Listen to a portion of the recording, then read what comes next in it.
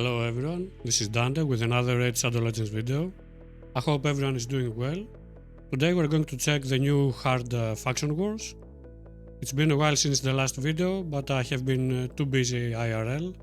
But I hope to catch up with more videos in general and some progression videos on the free-to-play account. And we just saw live one of the mistakes you shouldn't do. Never put it on auto and not pay attention to it. I wasn't paying attention, so we didn't get the 3 stars. Let's see why. You need to place 10 plus provoke debuffs, and I did not do that, of course. So we are just one day behind. Before we get into it, don't forget to subscribe to the channel, like and share the video if you enjoyed it. So Faction Wars hard difficulty was introduced just this week. Only I think it's the 3rd day today. And of course we all need to do it as fast as possible so we can get the free mythical. Polara Fireheart will be an amazing mythical champion. Her first form, her base form is a nuker basically, and her second form is more of a defensive support champion. She will be amazing in both PvE and PvP. So we better get her as fast as possible in our main account. We won't get much into her skills, but she does, all her skills are basically getting more from HP burn and freeze debuffs. One of her best passives, this champion deals 25% more damage against enemies under HP burn or freeze, and she will deal 100% more damage if your enemies have both debuffs. This champion ignores the damage reduction granted by freeze debuffs. Again, very helpful. So she will hit amazingly hard with the first form, and pretty hard again with her second form. On her second form, the active effect of her passive will help very much in PvP. Once per round, revives each ally, including this champion, with 100% HP, and also places freeze debuff on the revived ally for 1 turn. So you will basically stay alive for 1 turn. This debuff cannot be resisted or blocked. So it's something between Marichka and other revivers. You will get at least a second chance in winning your battle. Of course, other than the mythical, we have a lot more rewards to gain. As you can see, we have a lot of energy, some soul stones, gems, books, some shards, and of course the most important thing I think is spiteful remains. We get a chance to get a mythical relic or at least a legendary. Let's take a look at the relics, a quick look. Index, Faction Wars. We have 8 new relics for Faction Wars, 2 rares, 2 epics, 2 legendaries and 2 mythicals. Of course nobody has them yet, we don't know exactly what they're doing, apart from the description. Let's take a quick look. Torch of Thraldon, where has their stats increased by 1% each ally from the same faction. So this will be perfect for Faction Wars, and you will probably get it when you are already finished with Faction Wars. So I don't think it's that important, although it could be very helpful in Siege as well, when we have conditions for one faction. So it could be pretty powerful there. Mind of Marquardt, where has a 25% chance of placing a fatigue debuff for 1 turn. Let's see what fatigue is, I don't remember. It's a new debuff. Let's see. Fatigue. Champions under a fatigue debuff will receive a sleep debuff for 1 turn after using an active skill. If a champion with a fatigue debuff uses a skill that removes debuffs, the fatigue debuff will be removed and the sleep debuff will not be placed. So basically it's a sleep debuff for players using an active skill. Doesn't look that impressive, to be honest. And if the specific champion that has the debuff cleanses the debuff, it won't work. So we'll see how it is. Maybe it can be helpful in arena, in PvP, but it remains to be seen. Now for the legendaries. Eternal Soul Goal. The first hit received by the wearer from each enemy in round will deal 10% less damage. Each subsequent hit from each enemy that round will deal 5% less damage. We have HP attack crit damage. Okay, it's a survivability relic. Damage reduction even more. Weighted towards maxing it. Again, sounds not that impressive. The Collective. Critical damage HP speed. Nice. Wearer deals 1% more damage per buff on them. Removes all buffs from the wearer at the end of each turn. This doesn't sound very good. I don't know, of course, if it will remove protected buffs. So it could be relatively good for PvP, maybe.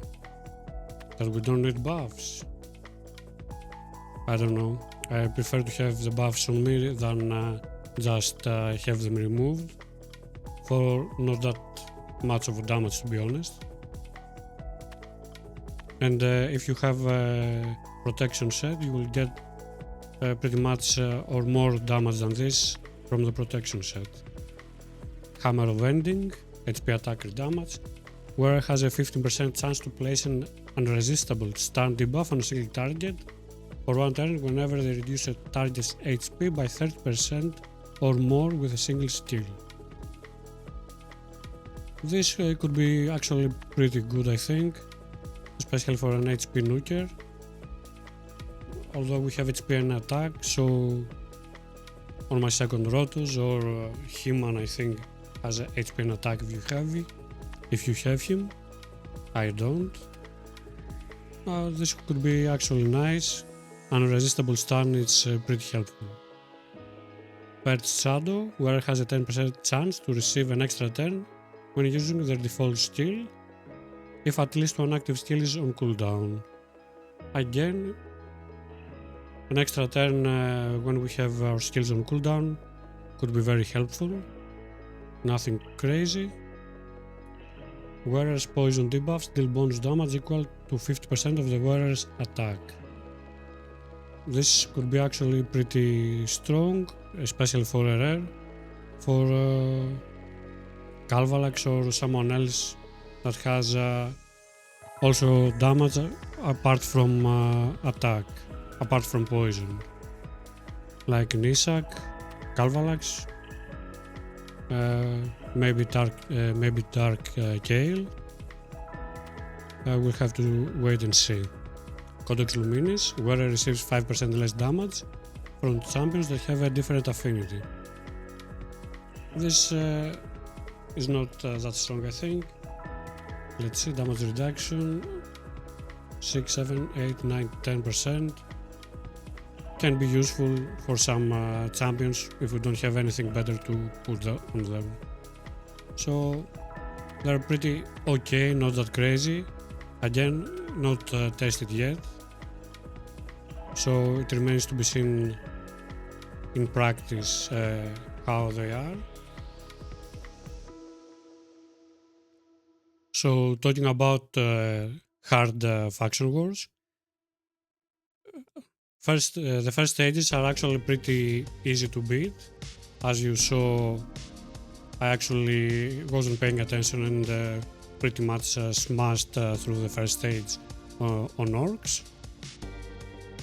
The stats are pretty similar to the normal one, but they will be much harder on later stages. From what I've seen, The stats will be from speeds going up to 320 speed, and accuracy I think up to 500 or something. So you will need some good stats, some good builds to beat the later stages. But apart from stats, what you will need in hard faction wars is the conditions. If you get in details in the stages, you scroll down, conditions, and here you have a list of all the conditions from every single stage on all factions. As you can see, every single stage has a different condition, and they're pretty similar in strategy between them. We have provoke, stun debuffs, we need poisons, HP burns, use at least 3 epic champions, manipulate buff and debuff duration. This is pretty champion specific. This will be difficult if you don't have a deep roster in your account. I think the most difficult ones right now are don't land any weak hits. This will be actually very difficult if you don't have many void champions. If you have void champions, it will be a little bit easier.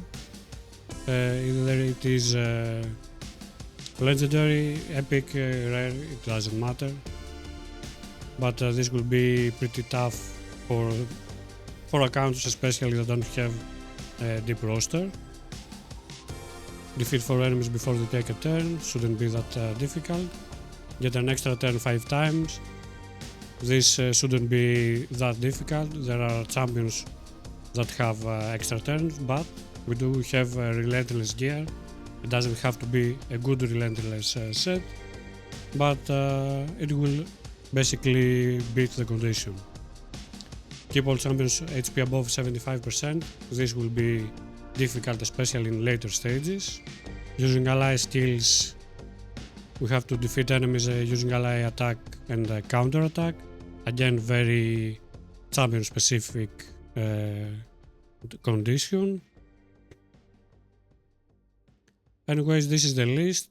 You can go through it by yourself. They are actually pretty vast. Just sit and read them all. What I want to basically do is give a couple of tips what will help you beat the conditions basically a bit easier. Because my experience on the first 3 days is somewhat different than expected.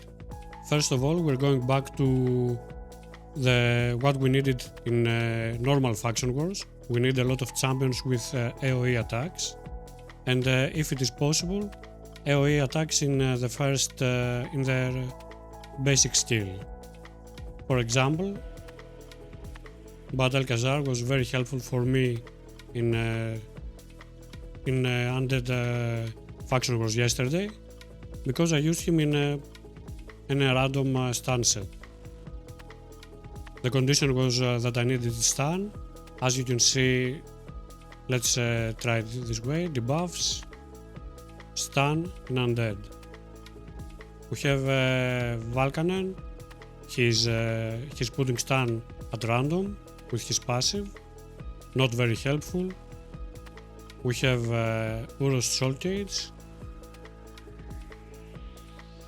He has a chance to place stun debuff on enemies under 3 or more poisons. Again, not too helpful. Nethril, he puts stun with an AoE attack every 5 turns because I don't have books on him. I did try at first to use him, but to be honest, I didn't have the books and I don't want to book him at this point. I have much better champions that are in line to book. So what to do to beat the condition? I chose one of my Bad Alcazars. I put him in stun set, just doing A1 all the time, and I basically beat the condition in the first round. Didn't even have to do the next 2 waves with stuns. So I manualed the first wave, finished the condition, then put it on auto, and basically autos beat them all, and I didn't lose any champions or anything. So first tip, champions with AoE attacks on their basic skill are again very important in faction wars. Second tip is about the sets. I don't remember if we need the day set. I have none of it, to be honest. But we will need stun, toxic, provoke sets, and one most important, frostbite. This is from Doom Tower, and it is much stronger than the frost set because it is a 2-piece set, so it is much easier to get on your champions. Don't forget that these sets that put stun, poisons and provoke on your enemies do not require accuracy, so they are actually very strong. And if you put them on a champion like Bellower, for example, that has only attacks, he will be basically finishing the condition by himself. So these sets are coming back to raid. They are very helpful, very strong, and very strong. It will help you beat the stages much easier. And as I've said, it is much easier to just put some sets on your champions than put books on champions that actually have the debuff if you haven't booked them already. This could be a poisoner, this could be a stunner or a provoke champion. You may not have the books, never forget you can actually use the sets.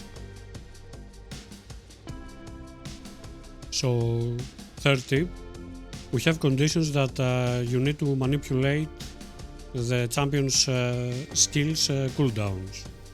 You need to reset or lock champions.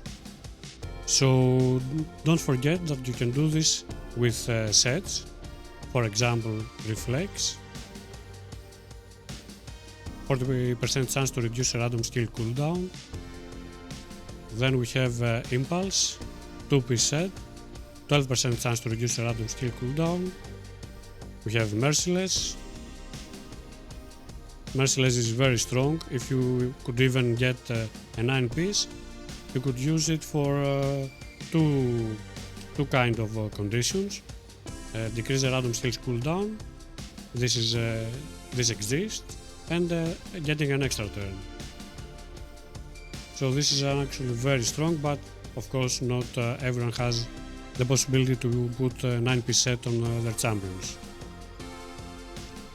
We also have masteries that can do this. Let's get in. Cycle of Violence has a 30% chance of decreasing the cooldown of a random skill by 1 turn if the damage inflicted by a skill exceeds 30% of the target's max HP. Once per round. We have Cycle of Magic has a 5% chance of decreasing the cooldown of a random skill by 1 turn at the start of every turn. So when you come across a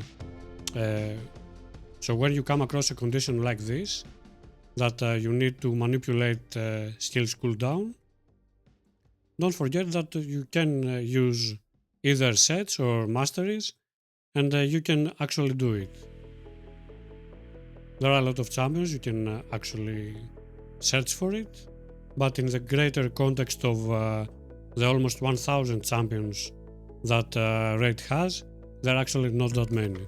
So it could be very helpful to have a nice reflex set or relentless set, or get yourself the correct masteries.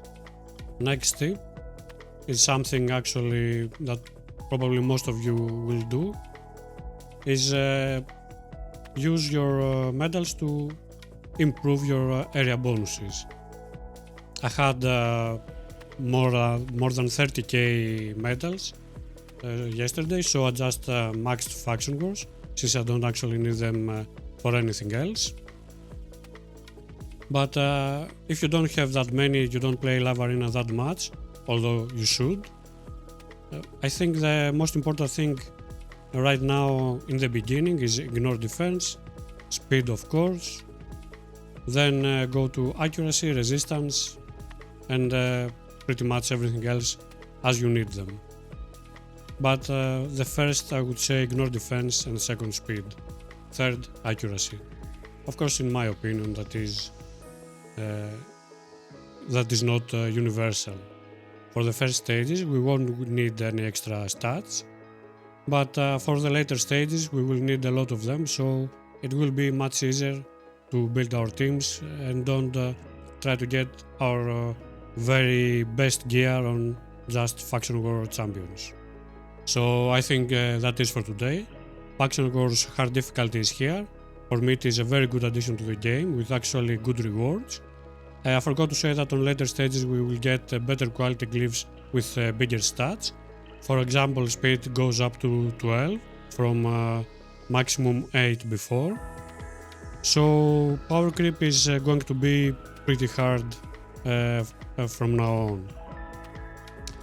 Faction Wars is something everyone should do every day anyways, so getting better rewards and free mythical is pretty amazing.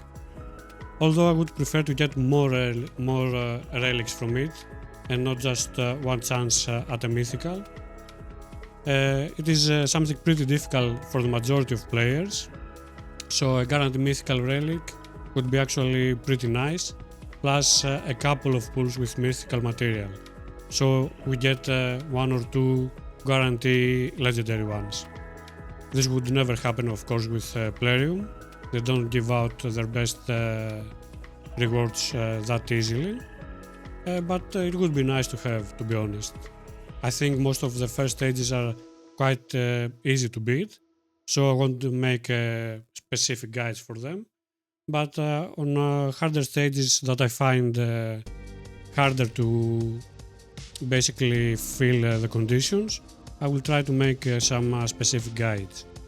If you personally find a stage or faction harder to do, you can request in the comments that I do a guide on them. Thanks everyone for watching, don't forget to subscribe to the channel, like and share the video if you enjoyed it. Also comment below what do you think of the Faction Wars hard, do you like it, was it as expected, better or worse? Until next time, take care.